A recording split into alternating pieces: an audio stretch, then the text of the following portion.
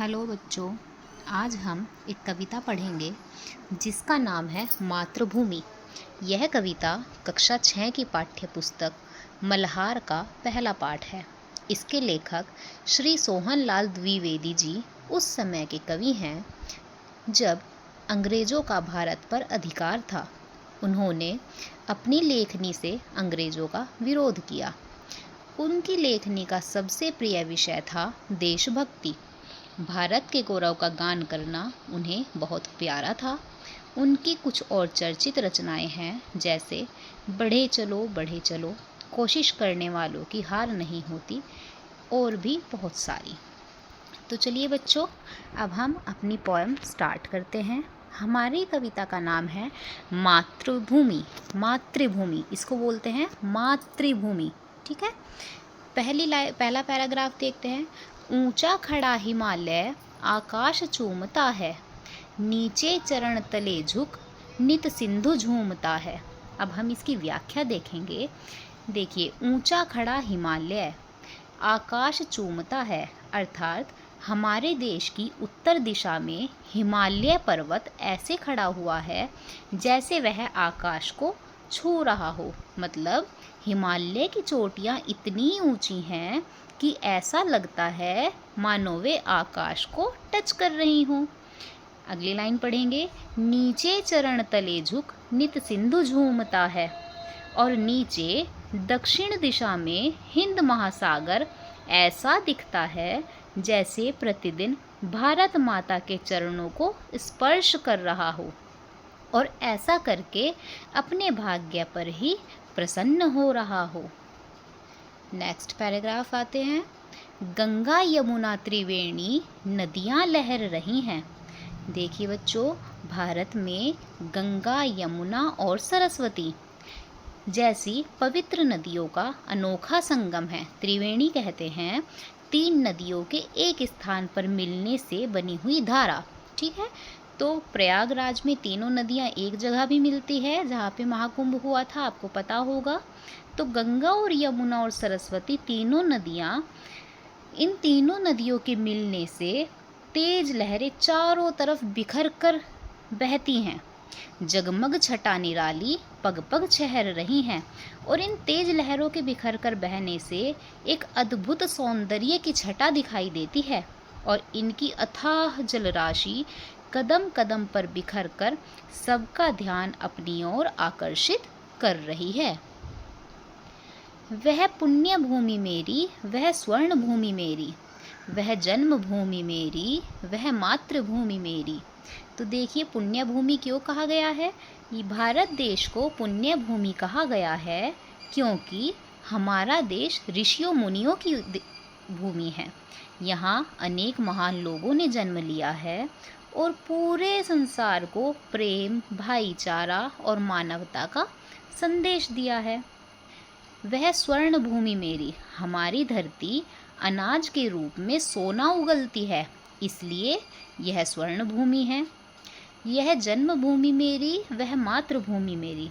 कवि कहते हैं कि मैंने इस भूमि पर जन्म लिया है, इसलिए यह मेरी माँ के समान है, अर्थात यह मेरी मातृभूमि है। अगले पैराग्राफ पर आइए। झरने अनेक झरते जिसकी पहाड़ियों में, चिड़िया चहक रही है हो मस्त झाड़ियों में। कवि कहते हैं कि भारत के पर्वतीय क्षेत्रों में, अर्थात पहाड़ियों में, बहुत सारे झरने बहते हैं और इनकी शोभाओं को बढ़ा देते हैं। इन हरे भरे वन्य प्रदेशों में चिड़िया के चहकने से वातावरण एकदम मदमस्त हो जाता है ना। बहुत मन लगता है ऐसे वातावरण में, जब आसपास चिड़ियाएँ चहक रही हों, आसपास हरियाली हो। आप सब ये देखने लिए ही तो घूमने के लिए पहाड़ों पर जाते हो, झरने देखते हो, वहाँ पे सुंदर सुंदर पेड़ पौधे, चिड़ियाएँ, ये सब देखने के लिए। नेक्स्ट पेज पर आइए। अमराइयाँ घनी है कोयल पुकारती है, बहती मलय पवन है तन मन संवारती है। हमारे देश में अमराइयाँ कहते हैं आम का बगीचा। आम के बगीचे में बसंत के आगमन पर कोयल की मीठी मीठी आवाज़ सुनाई देती है। और बहती मलय पवन है। मलय पवन होता है दक्षिण भारत में मलय पर्वत से उठने वाली हवाएं, तो वे बहुत ही सुगंधित और तन मन को शुद्ध करने वाली होती हैं। तो भारत के दक्षिण में स्थित मलय पर्वत से बहने वाली हवा, सुगंधित हवा, तन मन को शुद्धि और ताजगी से भर देती है। वह धर्म भूमि मेरी, वह कर्म भूमि मेरी, वह जन्म भूमि मेरी, वह मातृभूमि मेरी। देखिए बच्चों, धर्म भूमि, धर्म भूमि कहते हैं वह भूमि जिस पर बहुत सारे धर्मों की स्थापना हुई हो। तो हमारे देश में अनेक धर्मों की स्थापनाएं हुई हैं, जिससे मनुष्य को नई जीवन दृष्टि मिली है, जिसके कारण यह देश हमारे लिए धर्म भूमि है। और वह कर्म भूमि मेरी, देखो हमारे देश में, हमारा देश जो है वो कर्म प्रधान देश है। हमारे सभी धर्म ग्रंथों में भी मनुष्य को सत्कर्म कर्म करने की प्रेरणा दी गई है, इसलिए यह हमारी कर्म भूमि भी है। और वह जन्म भूमि मेरी, वह मातृभूमि मेरी, मैंने इस भूमि पर जन्म लिया है और यह भूमि मेरे लिए माँ के समान है। नेक्स्ट पैराग्राफ पर आते हैं। जन्मे जहाँ थे रघुपति, जन्मी जहाँ थी सीता, श्री कृष्ण ने सुनाई वंशी पुनीत गीता। इन पंक्तियों में कवि कहता है कि हमारे देश में अनेक वीर महापुरुषों ने जन्म लिया है। इस देश में रघुकुल में श्री राम का जन्म हुआ, जो मर्यादा पुरुषोत्तम कहलाए। यहाँ सीता जैसी धर्म के मार्ग पर चलने वाली महिला का भी जन्म हुआ, जिन्होंने नारी धर्म का आदर्श स्थापित किया। श्री कृष्ण ने सुनाई वंशी पुनीत गीता, अर्थात द्वापर युग में जब भगवान विष्णु के अवतार श्री कृष्ण ने जन्म लिया, उन्होंने महाभारत के युद्ध में गीता का उपदेश देकर मनुष्य को निष्काम कर्म करने की शिक्षा दी। वह ब्रज में जब बंसी बजाते थे, बांसुरी बजाते थे, तो सभी प्राणी भाव में मगन हो जाते थे। गौतम ने जन्म लेकर जिसका सुयश बढ़ाया, जग को दया सिखाई, जग को दिया दिखाया। हमारे देश में गौतम बुद्ध जैसे महापुरुष ने भी जन्म लिया है और उन्होंने बौद्ध धर्म की स्थापना कर समस्त मानव जाति को प्रेम और अहिंसा का मार्ग दिखाया।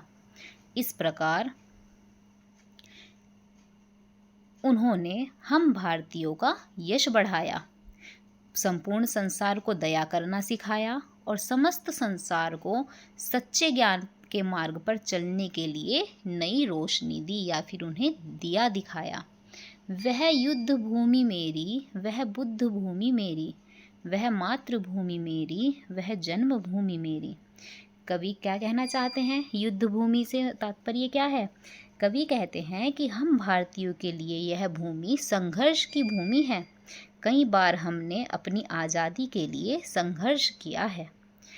कई बार कैसे किया है? देखिए, सबसे पहले तो अभी जो कवि फ़िलहाल जिस समय कवि ये कविता लिख रहे हैं उस समय अंग्रेज़ों का अधिकार है, उससे पहले मुग़लों का अधिकार था, उससे पहले काफ़ी सारे, तो टाइम पे इस तरह से हमारे देश में युद्ध होते रहे हैं। तो ये हमारी युद्ध भूमि है। अपने स्वाभिमान को बचाने के लिए हमने कई लड़ाइयाँ लड़ी हैं और हमारा देश युद्ध भूमि है। वह बुद्ध भूमि मेरी, गौतम बुद्ध ने बौद्ध धर्म की स्थापना करके प्रेम, भाईचारे, दया, अहिंसा का संदेश दिया, इसलिए यह बुद्ध भूमि है। वह मातृभूमि है, यह देश हमारी माँ के समान है। वह जन्मभूमि मेरी और हमारी जन्मभूमि है। तो बच्चों, यहाँ पे ये कविता कंप्लीट हो जाती है। इसके राइटर हैं श्री सोहनलाल द्विवेदी जी। हमने ये कवि से परिचय अभी पढ़ा था इसमें पाठ से। अब देखिए एक्सरसाइज पर आ जाइए। यहाँ पर है, नीचे दिए गए प्रश्नों का सटीक उत्तर कौन सा है? उसके सामने तारा बनाइए।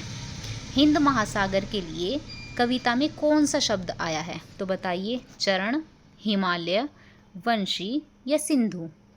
यहाँ पर हिंद महासागर के लिए आया है सिंधु शब्द।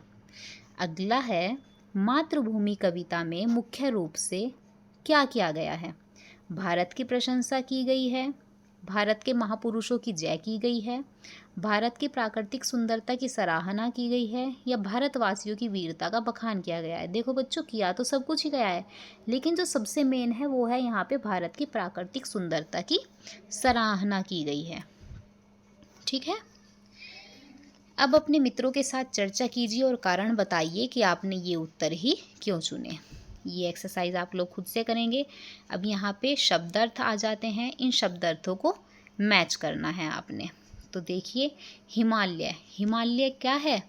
हिमालय का आंसर होगा नंबर 10, भारत की उत्तरी सीमा पर फैली पर्वतमाला।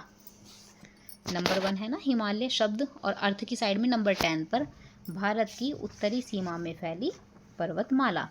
सेकंड है त्रिवेणी। त्रिवेणी किसे कहते हैं? 3 नदियों की मिली हुई धारा। यहाँ पर ये है ना, और ये चला जाएगा नंबर 10 पर।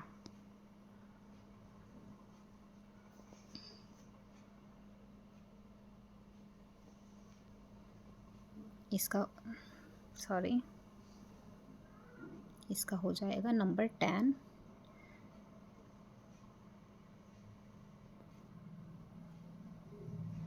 त्रिवेणी का हो जाएगा 3 नदियों की मिली हुई धारा। मलय पवन, मलय पवन किसे कहते हैं बच्चों? पढ़ के देखिए, बताया था मैंने, मलय पर्वत से चलने वाली सुगंधित वायु, तो यानी कि नंबर 6। सिंधु, सिंधु किसे कहते हैं? समुद्र या फिर एक नदी का नाम। ठीक है, इसका आंसर हो जाएगा नंबर 8। गंगा यमुना, गंगा यमुना क्या है? नदियों के नाम है ना। तो गंगा यमुना देखिए कहाँ पर है, नंबर 3, भारत की प्रसिद्ध नदियाँ। रघुपति, रघुपति कौन है? श्री रामचंद्र जी का नाम है, नंबर 5। श्री कृष्ण, श्री कृष्ण कौन थे? वसुदेव के पुत्र वासुदेव, नंबर 2। ठीक है, सीता, सीता माता कौन थी? जनक की पुत्र जानकी, नंबर 9। ओके, इसके बाद है गीता। गीता कौन है बताइए? गीता है एक प्रसिद्ध और प्राचीन ग्रंथ, नंबर 7 यहाँ से। ठीक है, और गौतम बुद्ध नंबर 1 पे टच हो जाएगा यहाँ से, नंबर 1 पर। ठीक है, एक प्रसिद्ध महापुरुष और बौद्ध धर्म के प्रवर्तक। अब चलिए बच्चों आगे देखते हैं पंक्तियों पर चर्चा। कविता में से चुनकर कुछ पंक्तियाँ नीचे दी गई हैं, इन्हें ध्यान से पढ़िए और इन पर विचार कीजिए। आपको इनका क्या अर्थ समझ में आया? अपने विचार कक्षा में अपने समूह में साझा कीजिए और अपनी लेखन पुस्तिका में लिखिए। वह युद्ध भूमि मेरी, वह बुद्ध भूमि मेरी, वह मातृभूमि मेरी, वह जन्मभूमि मेरी।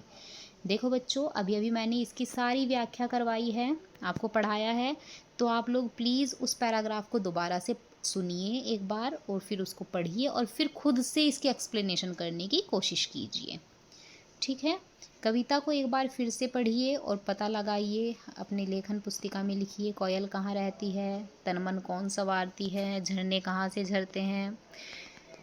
ठीक है, यहाँ पे कोयल कहाँ रहती है बताइए? चलो, अमराइयाँ घनी हैं, अमराइयों के पेड़ों में, है ना, आम के बगीचे में कोयल रहती हैं।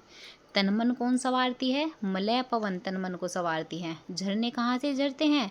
पहाड़ियों में से झरते हैं। श्री कृष्ण ने क्या सुनाया था? श्री कृष्ण ने भागवत गीता सुनाई थी। गौतम ने किसका यश बढ़ाया? गौतम ने भारत देश का यश बढ़ाया। नदियाँ लहर रही है, पग पग छहर रही है। लहर का अर्थ होता है पानी का हिलोरा, मौज, उमंग, वेग, जोश, और छहर का अर्थ होता है बिखरना, छितरना, छिटकना, फैलना। कविता पढ़कर पता लगाइए और लिखिए कहाँ कहाँ छटा छहर रही है। ठीक है, यहाँ पे छटा बताना है कि छटा कहाँ कहाँ बिखरी हुई है। आम के बगीचों में छटा बिखरी हुई है। किसका पानी लहर रहा है? सिंधु का पानी लहर रहा है, हिंद महासागर का पानी लहर रहा है। कविता की रचना, चलिए मिलान हो जाएगा। यहाँ पे ये देखिए, स्तंभ 1 और स्तंभ 2 दिए हुए हैं, वह जन्मभूमि मेरी वह मातृभूमि मेरी, तो इसे मैच कीजिए इसके आंसर से। नंबर 2 से मैच हो जाएगा ना। मैंने उस भूमि पर जन्म लिया है, वह भूमि मेरी माँ के समान है। चिड़िया चहक रही है वो मस्त झाड़ियों में। यहाँ की जलवायु इतनी सुखदाई है कि पक्षी पेड़ पौधों के बीच प्रसन्नता से गीत गा रहे हैं। अमराइयाँ घनी है, कोयल पुकारती हैं। यहाँ आम के बड़े बड़े बाग हैं जिसमें कोयल चहचहा रही हैं। ठीक है, ये हो जाएगा। अनुमान या कल्पना से ये आप लोग खुद से करेंगे।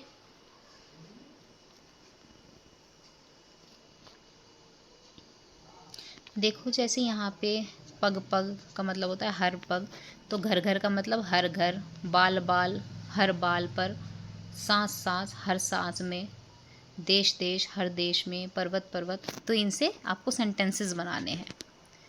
ठीक है बच्चों,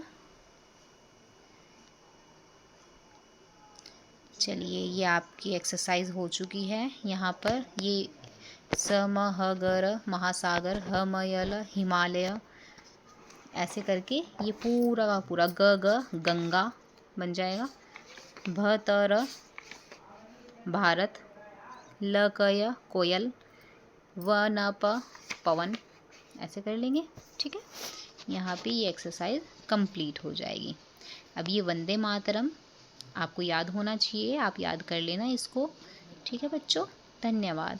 हमारे चैनल पर आपको बाकी के सब्जेक्ट्स की वीडियोस भी मिल जाएंगी, तो आप लोग प्लीज़ एक बार चेक ज़रूर करें, और अगर आपको पसंद आया हो तो लाइक शेयर और सब्सक्राइब ज़रूर करें और अपने दोस्तों को भी दिखाएं।